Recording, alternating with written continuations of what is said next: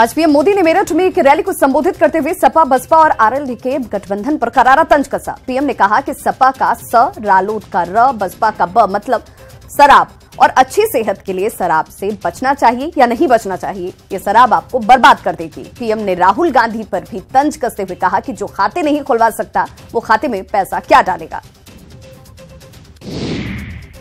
PM ने मेरठ की धरती से देश की जनता को संबोधित करते हुए कहा कि इस देश ने नारे लगाने वाली सरकारें बहुत देखी, लेकिन पहली बार ऐसी निर्णायक सरकार देखी है जो अपने संकल्पों को सिद्ध करना जानती है। जमीन हो, आसमान हो या फिर अंतरिक्ष, सर्जिकल स्ट्राइक का सामर्थ्य आपके इस चौकीदार ने दिखाया है।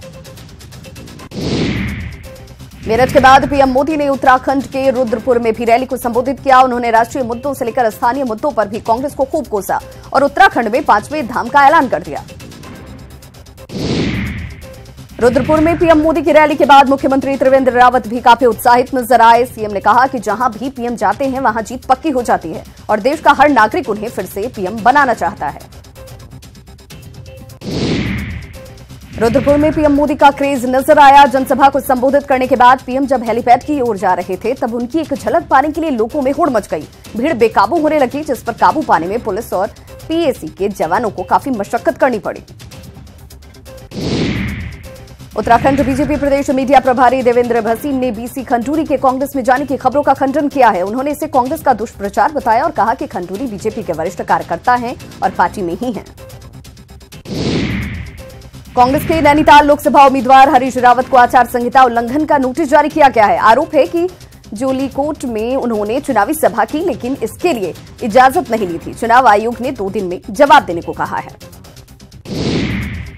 रामपुर से बीजेपी उम्मीदवार जयप्रदा ने ट्वीट कर अपने विरोध में खड़े सपा प्रत्याशी आजम खान पर करारा हमला बोला। उन्होंने ट्वीट किया कि दानव का अंत ये नहीं कि मैं किसी को मारने जा रही हूं, मेरा मतलब उनके राजनीति के अंत से है, जो उसे भारी बहुमत से हरा दूंगे। सीतापुर में बीएसपी और एसपी की संयुक्त बैठक में काफी हंगामा हो गया। जब हंगामा हुआ उस वक्त बीएसपी प्रत्याशी नकुल दुबे मंच पर मौजूद थे और दोनों दलों के नेता कार्यकर्ताओं को संबोधित कर रहे थे। तभी अचानक कुछ लोग नकुल दुबे वापस जाओ के पोस्टर लेकर वहां पहुंचे और हंगामा करने लगे। इस दौरान मंच संभालते ही नकुल दुबे ने कहा कि विरोध कर रहे लोग बीजेपी के एजेंट हैं और उनको यहां पर बीजेपी वालों ने ही भेजा है। बाराबंकी से बीजेपी का टिकट कटने से दुखी सांसद प्रियंका सिंह रावत के आंसू निकल पड़े। कार्यकर्ताओं से बात करते करते प्रियंका फूट फूट कर रो पड़ी। उन्होंने पार्टी पर अपने समय में कराए गए कामों की अनदेखी का भी आरोप लगाया और पूछा कि आखिर मेरा टिकट क्यों काटा गया। बलिया के सिटिंग बीजेपी सांसद भरत सिंह का टिकट कटने के विरोध में भरत सिंह के समर्थक लगातार विरोध प्रदर्शन कर रहे हैं। भरत सिंह के सैकड़ों समर्थकों ने एक बार फिर हंगामा मचाते हुए नए प्रत्याशी वीरेंद्र सिंह मस्त का पुतला फूंका। कौशाम्बी में एसपी नेता इंद्रजीत सरोज ने मंच से भड़काऊ बयान देते हुए कहा कि अब चरवाहा का पाला पड़ा है। ना ये गोली चलाने में पीछे रहते हैं, ना हम गोली चलाने में पीछे रहते हैं। कुंडा में गोली चलाने के उनके इस बयान से इलाके में आक्रोश फैल गया। एसपी नेता का ये वीडियो सोशल मीडिया पर जमकर वायरल हो रहा है।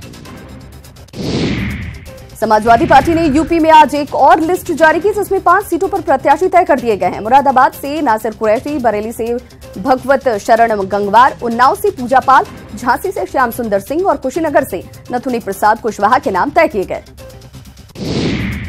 पूरे राजस्थान में आज से बीजेपी का 2 दिवसीय बूथ जनसंपर्क अभियान शुरू हो गया। बीजेपी प्रदेश अध्यक्ष मदन लाल सैनी ने इस अभियान का आगाज सांगानेर विधानसभा के वार्ड संख्या 40 से किया। अभियान के तहत पार्टी के कार्यकर्ता हर बूथ पर मतदाताओं के घरों पर प्रधानमंत्री नरेंद्र मोदी का स्टिकर लगाएंगे। दिग्विजय सिंह ने आज भोपाल में प्रेस कॉन्फ्रेंस कर कहा कि मैंने जो कहा सो किया, मेरे ऊपर कोई भ्रष्टाचार के आरोप नहीं है। साथ ही उन्होंने शिवराज सिंह पर भी बड़ा हमला बोला। दिग्विजय ने कहा कि पिछले 15 सालों में प्रदेश के कई घोटालों में शिवराज और उनका परिवार शामिल रहा।